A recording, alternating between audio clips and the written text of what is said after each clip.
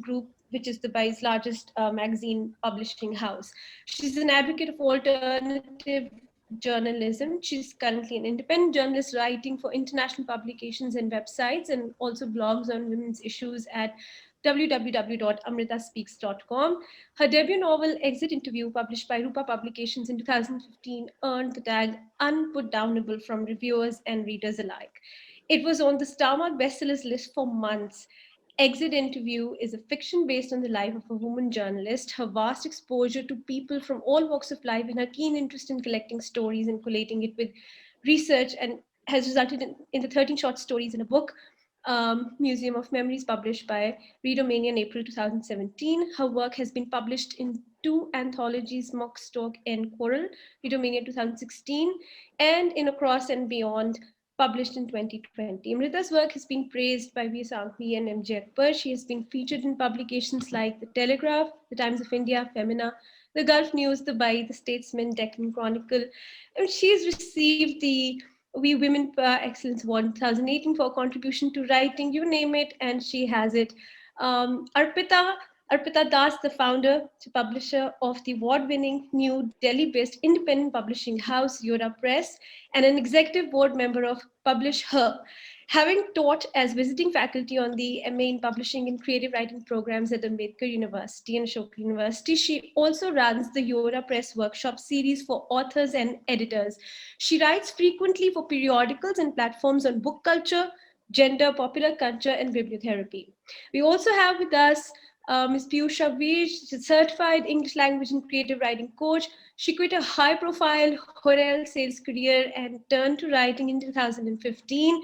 Her writings on various platforms like Shiro's, LBB Tele, Readomania, Momspresso, and Women's Web have won her many accolades and appreciation. She has authored 3 books, Just Another Day, a collection of thriller short stories, and Dashavatar Stories of Lord Vishnu. If I hope that I've pronounced that correctly. Both published by Readomania Publishing and under their children's imprint, Red Panda. Sabza joining us. She's a visual communication designer with an equal love for illustration and literature. She's based in Lahore, currently working as a freelance illustrator alongside working on a corporate job, hoping to fulfill her dream of telling the infinite stories inside her in the finite space of life. Aren't we all? I mean, as women, we have so much stories, so many stories to tell, and we can all across the globe resonate with those stories. So today, based on the very similar idea of women being able to resonate with the stories that we write and that we have to share, we will be rediscovering literature under a gender lens with all these wonderful ladies. Uh, this particular session will be looking at the canons of literature, which have mostly been judged by men. We know how little an attention has been paid to women's writing.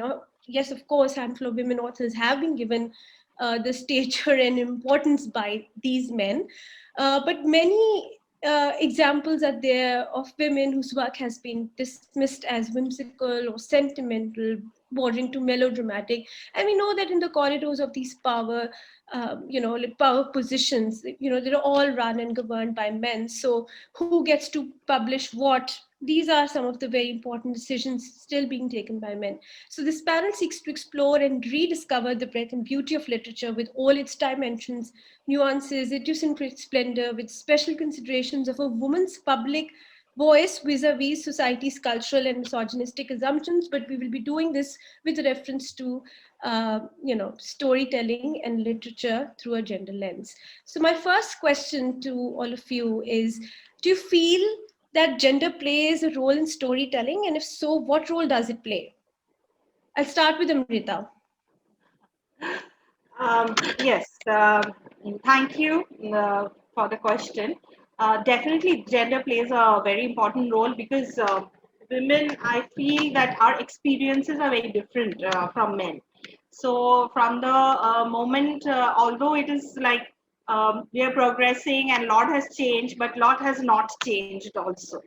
And I feel that from the moment we are born, no matter where we belong, in which part of the world, it's a different kind of experience. I wouldn't say it's a struggle for everybody because it's not fair, but the experiences are totally different. And that's why when we start writing, our perspectives are always very different. And uh, for instance, I'll just talk about, like when I started writing my book, Exit Interview, it is from a point of view of my experiences, definitely. Um, because have been a journalist for the last 22 years, and both in India and Dubai. My book has a lot of Dubai in it. So I wanted to write the experiences I, uh, had as a as a woman journalist. Things are coming up. When we started going into journalism, it was like all women were there. It was the heyday of journalism. But I have faced situations where I was told, no, you're a woman, you cannot you cannot cover crime. It's not your area. And when I think about it, the first woman journalist who actually did investigative journalism was Nellie Bly, and it was in 1800 that she went to asylum and lived there for 10 days and undercover journalism. And she wrote a book, The 10 Days in the Asylum, and it became a cult work of investigative journalism. So I feel that in 1800 she did that, and even today we still have to face questions like this, and we have to uh, face these blocks. And also, my book was published in 2015, Exit Interview, and I tackled sexual harassment in the workplace in my book. You know, and when I think about it, that Me Too thing happened later on. So, of course, our perspectives, you wouldn't expect uh, a man to, I don't know, I haven't read the men writing about sexual harassment in the workplace. So, I think, of course, our perspectives are very different, our understanding is different. Yeah, thank you so much. I mean, I think whatever men have written about women, and obviously it comes from their perception. And like, for example, in Queen's Gambit, I think I remember that one of the scenes where she's really down, so she takes to alcohol, and she's isolated and she's alone. So of course, penning that experience down vis-a-vis, a woman writing the same script would obviously. And of course, Bombay Begums, we know, is very recently one of the shows that's been much talked about, and it is trying to Exactly. bring out some of those nuances and those little tiny details, and touching on things like menopause and puberty, issues that obviously affect women more. So I'll take the same question to Arpita, and would love your reflections on this. Do you think gender plays a role, and what is that role that it plays? Why is it important for women to be sharing their stories? Yeah, I mean, actually, when you ask a question like, what, does gender play a role? For me, I feel like a little more nuance is required for me to think through this because, first of all, I, I always try to stay away from thinking of it as a men against women sort of a situation, because the fact of the matter is that women's movements and women's literary movements, or the feminist literary movement, is also something that has given space and power to marginalized women and men. Actually, the fact of the matter is that a queer, a gay boy will talk about abuse at school or at offices, discrimination in a workplace. A gay man will talk about it. And the transgender folks, whether trans men or trans women, will speak about rape and discrimination. So I think the important thing to keep in mind is the problem is the system. The problem is patriarchy, and it affects men and women equally. And we often forget that when we're talking about women's stories, a lot of stories of marginalized groups and sections and communities gain strength from that phrase women stories. And we as women telling those stories, I think we have to keep that in mind all the time. The second thing that I'd like to say is, of course, that women and individuals identifying as women, and of course, marginalized groups as a whole, we've always been othered. We know what the experience of being treated as the other feels like. So, will our storytelling be different? Of course, it will be different from the upper class, upper caste, majoritarian male point of view in a radical sort of way. And as long as that section is told to, in some way judge or in some way measure our contributions and our voices, they'll always find us talking rubbish or overstating a point or being hysterical or, but not all men, hashtag not all men, all of that will happen. So, which is why I keep saying we need to tell our stories, but we also need to promote others from our tribe who are telling their stories, and promote each other and lift each other up. It's very important not just to tell but to bear witness. And gender, I mean, the minute you use the word gender, I feel that's what is called for. Yeah. I completely agree with you, and I tend to also agree with the fact that storytelling is powerful in the sense that it is, it gives courage to other marginalized voices as well. And I think that has been one of the biggest successes of the Me Too movement as well, because that's what that also does. Prompting women and everyone who's been harassed to come forward with their stories. That just goes on to show how much the voices are suppressed and how much they need to actually be brought out. So it's very interesting that you mentioned that. I'd like to have Piyusha's views on this as well. So then, we can see what she feels about it. I completely agree with both Arpita and Amrita. I also want to add here that storytelling has two aspects. One is, of course, the craft, the technical craft of writing and putting a story together, and the other is the end product. The craft can be learned by anyone. It's the technical, the plot writing or the characterization, etc. But a story is also about what a person experiences, and gender has a strong influence on that identity and the experiences. It shapes the way a person thinks, believes, behaves, etc. Let's say, for example, I am a cishet woman, and my stories would definitely have that flavor of feminism or of speaking out against male oppression that comes from the sexism and misogyny I have personally experienced. So, obviously, experiences matter. They are different for different people, for different genders. There's this brilliant, because we were talking about Netflix shows as well, there's this brilliant show on Netflix which is titled Unbelievable.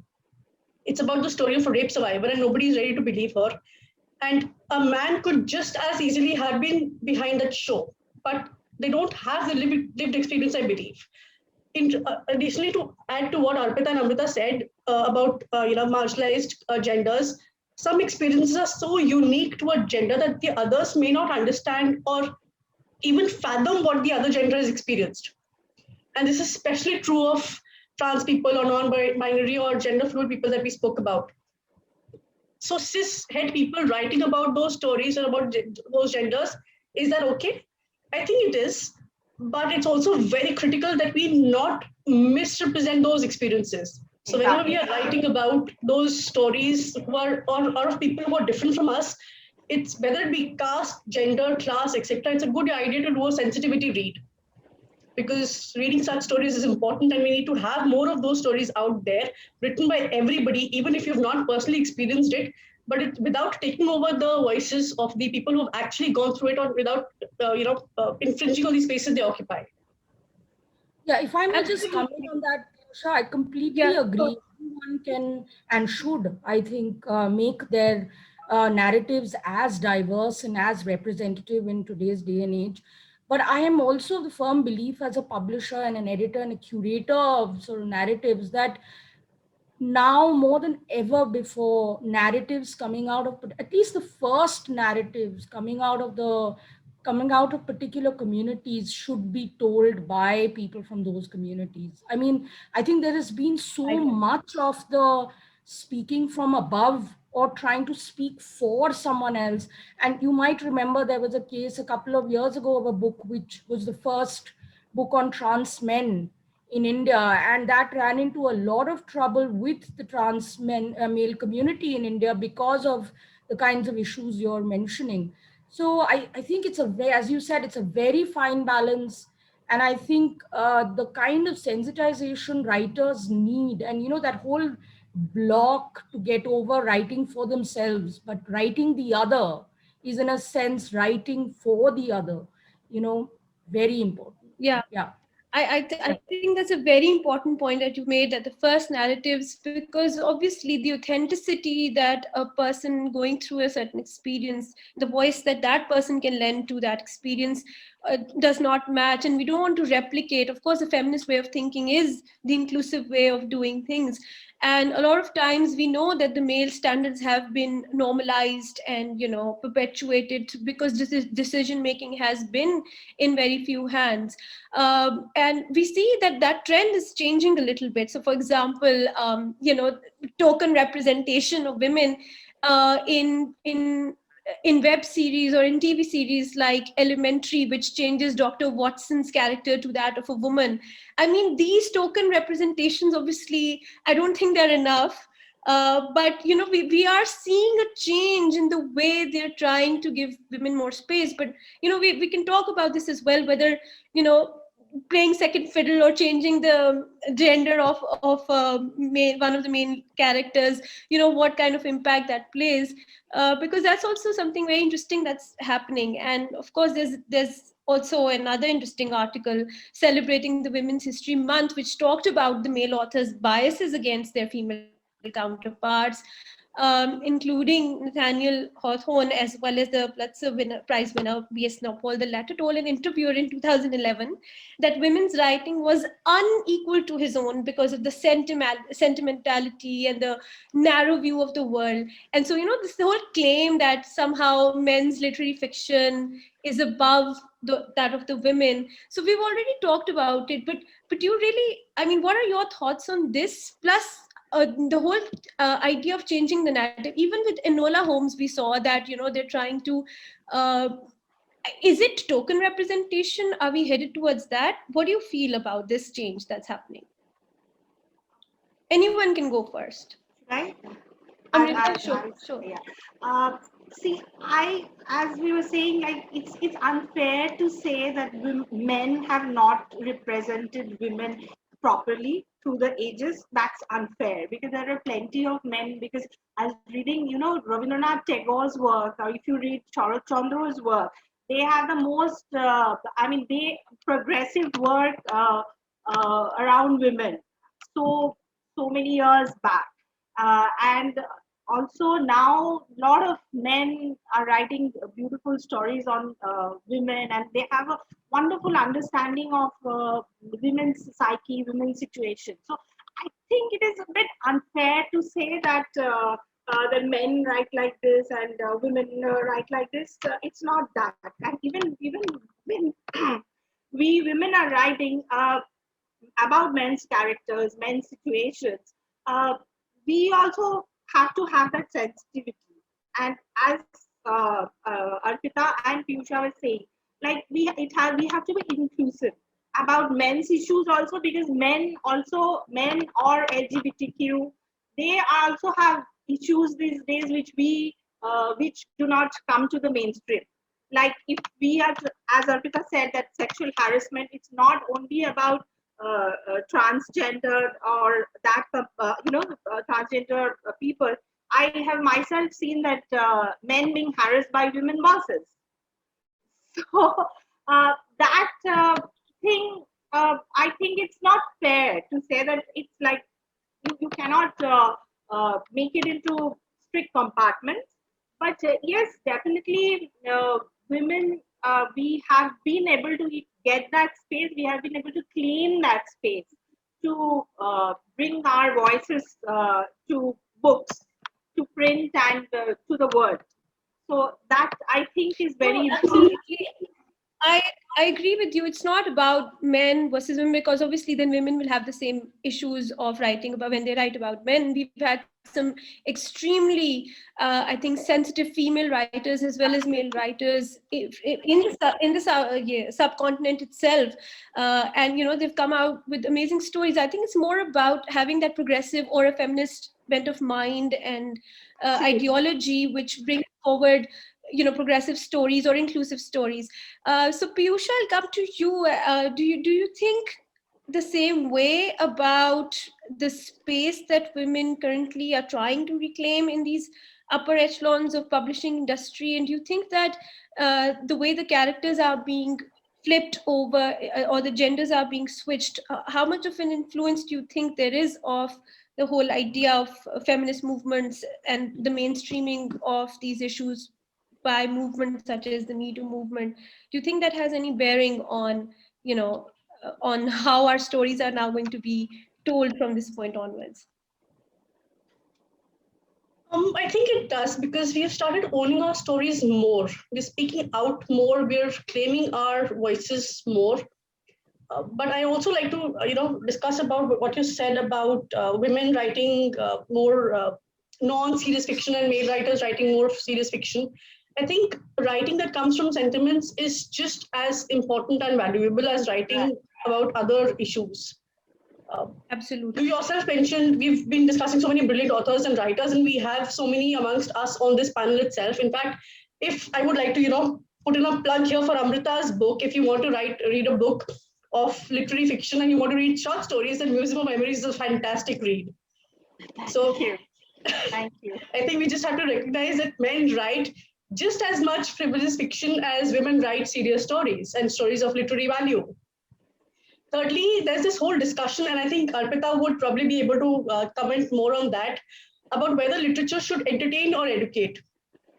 The truth is, we need literary fiction just as much as we need popular fiction, and looking down on any one form of fiction would be elitist and exclusionary.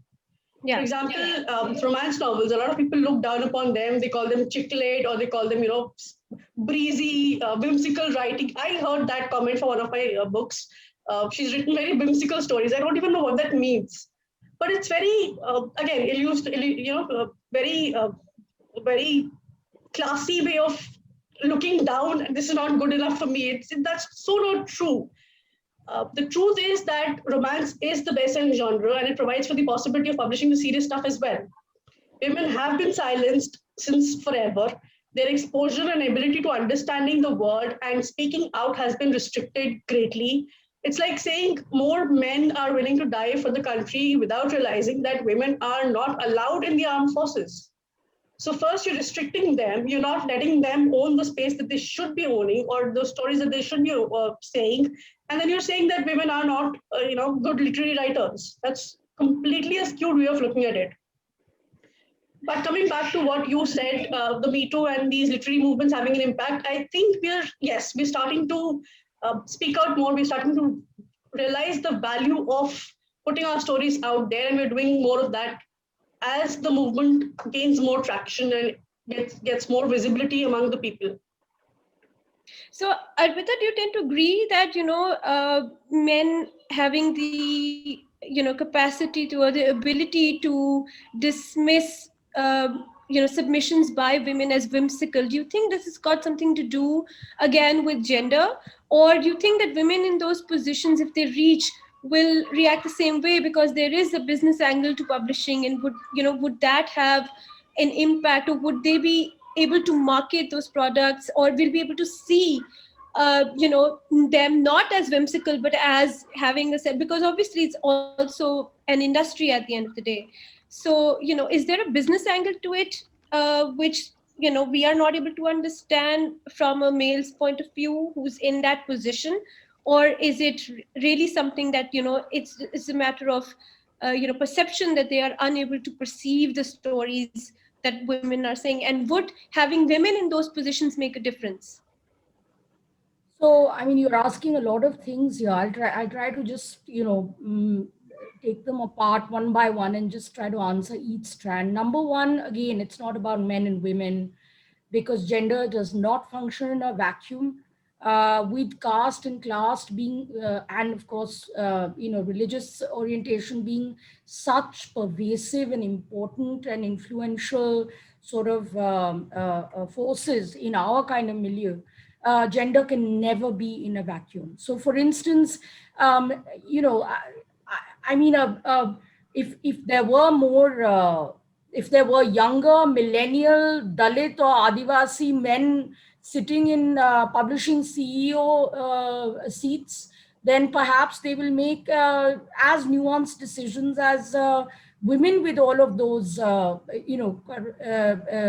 sort of labels, for the lack of a better word. So, I mean, it's what we are seeing, particularly in the publishing industry, and is a huge problem, is that the decision making, the financial and executive kind of positions are held by upper class, upper caste Hindu men mostly, and of course, their perceptions will be colored by their experiences, right? And that sort of says it all. But at the same time, there's a very large group of senior editors and decision making, editorial, managing editorial, publishing decision making roles now, which are being held by women. That change has occurred from the time when I entered the industry more than 20 years ago and where we are now.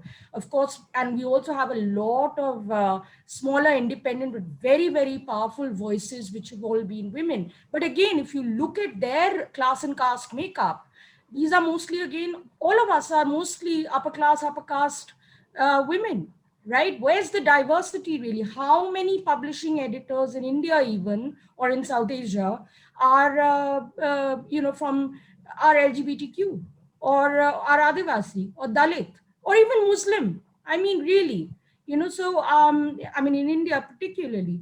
So, I think obviously that has a major influence on the stories which not only will be told, but the stories which will be curated, and the stories or narratives which will be dismissed.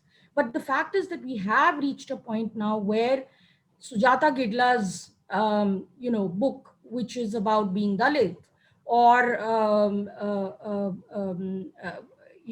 books which are telling the stories of Adivasi women, or books which are telling the stories of trans women, these are also now being commissioned and are being signed up with the confidence that they will do really well, and that there is a massive audience for books coming out with stories never heard before, stories from communities. So I think, if you're talking about the business angle, let me introduce a cynical note. I think a lot of publishing CEOs have now caught on that stories which are coming out of particular communities or marginalized communities actually sell a lot now, because there is a I sense think, of you in memoirs yeah, wanting to be. I think we must also acknowledge the role that the digital tools have played in creating this kind of consciousness and in spreading it so quickly to anyone who has a mobile phone, for that matter. And I think with the Me Too movement again, and the call out culture, whether you agree with it or disagree with it, but I think there is a lot of consciousness for these issues and a lot of sensitivity around these issues, which is probably also a factor that is encouraging people to invest consciously in these stories or to have discussions about them. And I know that the panels are still very elitist, and we're not there yet. We haven't reached the point where the inclusion is to the level that we desire. And I think you've brought in a lot of social angles to it as well, which may be a barrier for say LGBTQ community or other marginalized groups from progressing to a point where they can. But I think that it's encouraging to see the trend. And I want to just like, Nida, before you of move course, on, I just want to give very quickly another example because Arpita sure. mentioned some books. There's this publishing house by the name of Panther Paw Publications, which focuses exclusively on Yeah, Dalit literature. Yogesh Maitriya's, yeah. Yes, yes. So I just wanted to mention that as well. Sorry. Even in Pakistan, a lot of independent publishing houses have come up. Most of them are led by women. So I think that kind of space will open up pathways for more, encouraging trends. So hopefully, if we're having this conversation again in a few years under If I can Anand's able sorry, banner, Nida, if I we can may just have a jump in, very I know different we're all landscape. jumping in, but really getting excited with this one. I have to say at this point that we, what Piyusha said was really important. What we also need to do, it's not just the writers we commission. We need to have more editors from all these other sections, having Absolutely, just absolutely. elite women running these, making these decisions is not going to change much beyond a point. We'll reach a Yeah, saturation point because the yeah, fact is, for the longest time, feminist women of a certain age group did not want lesbian women stories to be told. We know that. Surely. We know that history. And we need to say it again and again to ourselves. We need to own up to it. Otherwise, it's not going to happen because दूध से धुला हुआ तो कोई नहीं है ना. Nobody is sort of outside of their privilege, right? Sorry. absolutely. And I mean, this is a very, very interesting discussion, but I also want to bring out one other aspect that is very, very important to discuss, that stories that are told are very important, and which stories get to have that voice is also a very important consideration. But the stories that are erased from history or which are not told are also very, very important. And I remember Ruby Ral's book Empress. I remember reading that and feeling that we, while growing up, we were never told about the role that women were playing in the Mughal Exactly. empire. And Exactly. likewise, there's so many other female stories that have been buried, and they need to be resurrected. So what do you think needs to be done to bring back women in literature, which is mainly languishing in archives, or stories that have never been told? And why do you think that's important? Of course, I know why it's important to begin with, but I think that erasure, how do we sort of address that challenge of bringing back those stories and resurrecting them, and who's going to do it? So we'll start with Amrita. I feel that stories are coming up, as you said, that about women during the Mughal Empire. That day, I was reading this article about women in the Brahma Samaj movement and what their role was, and how uh, how they brought in so much of change, which we are not. In fact, one of my friends, she's written a book on Suprabha Ray. She is the mother of Satyajit Ray. Okay, but none of us, we know about Sukumar Ray and all the men in the family, but we don't know about the women. So these stories are coming out. She has done her research for 5 years, and her name is Tumpa Mukherjee.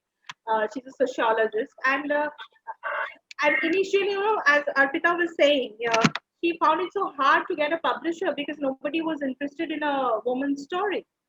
And ultimately it was a struggle to, because it won't Satyajit Ray's father's story, Satyajit Ray's story will sell, but probably Suprabha Ray, his mother's story won't sell. That selling factor is still what governs publishing. But things are definitely changing, and we have been, I would say, I have been very lucky that um, my first story was entirely a woman as the protagonist, and I got my publisher at one go. And as my next one also has very important women characters, so it's important to write about women. And yes, nowadays, like I was reading Booker Prize winner Bernadine Evaristo's story, a book, uh, and the style of writing, it's so different. It's like you cherish it, and those the lines are differently written. It's grammatically different. It's like to think that, oh my god, what has this woman done with literature? And I mean, it's obvious you get the Booker, and you feel so happy that a lady has done this and gone there, and it's and she's done it with women's stories. So it's a very good feeling. It's a very good Absolutely. feeling. I had the same feeling when I was reading Rebecca. very recently. But I really want to know, Arpita, what do you think? How can we bring back the stories? How can we deal with the erasure that happens? What steps can we take? Well, I mean, as I said, we need to look not just for a diverse pool of authors, which we are beginning to do, but a diverse pool of editors, because they know where to look for stories from their own communities. I think we also need to listen to younger women. So, a lot of older women who are in decision making roles editorially, they will not be on social media, or they will diss social media Right. speak. And I think that's a big mistake, because I learn every day from my young colleagues in the office in terms of what I am doing, which they call boomer stuff, and what I should be thinking of, which would be zoomer stuff. So I learn every day, not just from my 16-year-old daughter at home, but my 20-year-old, 25, 30-year-old colleagues in the office. And I think keeping yourself open to that, allowing them to speak and listening to them, that's very important, because a lot of us women, because of the kind of challenges we've also faced, we become very ageist. Once we reach a certain point, we say ab nahi sunna, bas bahut sun liya hai. Now we've reached a point. So that's important, I think. And That's yeah, I very mean, important. Yeah. I mean, as Amrita was saying, I mean, it's really about sort of delving deep and not. I think we have to stop making these judgments about, um, "Arey, this works because it's a formula and we know it works." Because in the recent decade, so many formulas have been smashed. So from a business angle where I am situated, this is what I keep saying, that now is the era where every formula is being smashed. So if some male editor or publishing person tries to give me this formula number, I immediately tell them to stop mansplaining, because I've had it with that rubbish.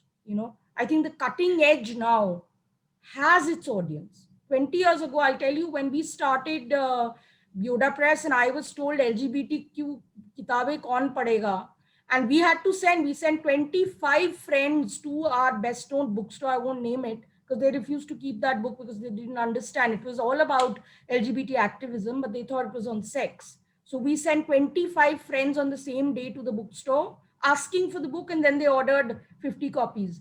And then it's become a cult seller because I have a voice, right? But the thing is that has changed, and now the niche has an audience, and it's up to us to keep deepening that niche. Yeah. So we're running short of time, I suppose. So Piyusha, quick comments from you. How do you think we deal with erasure? What would be your response to that? And then I have a very interesting question that I need to ask all of you before we take your final thoughts. I also have a question for Piyusha. Sure. That's We can getting put more it of the forward. entire panel questions put together. Yeah. So your Yes, question. Amrita, go ahead. Ask her the questions and then I'll yeah. go ahead. Okay. Piyusha has written Dashavatar, Vishnu's Dash Avatar, and she's chosen a male to write her debut book. So my question is like, what was it like? Like your research, and why did you choose a man to write about in your debut what novel? Okay, so just to kind of deviate from this question, my first book was actually about women. It was Yes, just yes, the first one. I get that. Yes, yes, But the short stories one. Yes, yes. yes. Second one, Um, rather. Yeah. Yes, yes. So Dashavatar, when I started writing mythology, I had set out to, obviously we've grown up on mythology. I've been watching Mahabharat and it's one of my favorite TV shows and my favorite childhood memories from the 90s. That title song is my all-time favorite. And so I wanted to take that further and augment the women voices. When I started writing for Dashavatar, we've known women have been marginalized, we know women voices have been erased, but still it was a huge shock for me to realize that women were completely invisible. There's an entire scene in which women are there in the scene, but this lady's voice is not heard once.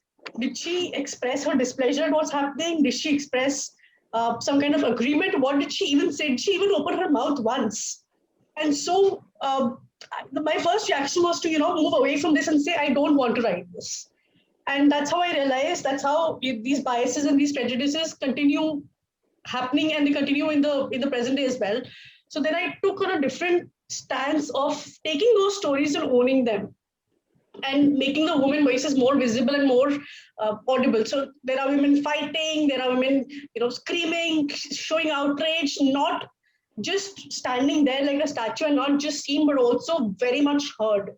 I think that was my aim with Dashavata, despite it being a male protagonist. And I think that kind of answers our question as well, because that's one way to deal with erasure as well, that even in the stories that are written, women have that voice and are not standing as a prop in the background. So this brings me to my very final questions. Since we're talking about rediscovering literature from a gender lens, very quickly, which novel or which story would you rediscover with a gender lens? How would you rewrite it from a different gender's perspective? And if not that, you can choose to answer who comes to your mind first, and how have they improved and impacted the society with their work. So any female author or any other marginalized author, or any author for that matter, whose work has impacted you and the society. So quick two examples of these would be great. So we'll start with Arpita. Which book would you rewrite, and which one has impacted the You have to society tell the me to most? stop because I have too many. Okay, I'll give you just one example. I'd love to rewrite the Ramayana from Surpanakha's point of view. Good You one. have a reader in that. I already want to read that book, Arpita. Please write. Yeah. So I've often thought what a story that would be and how it would turn the tables in so many different ways, right?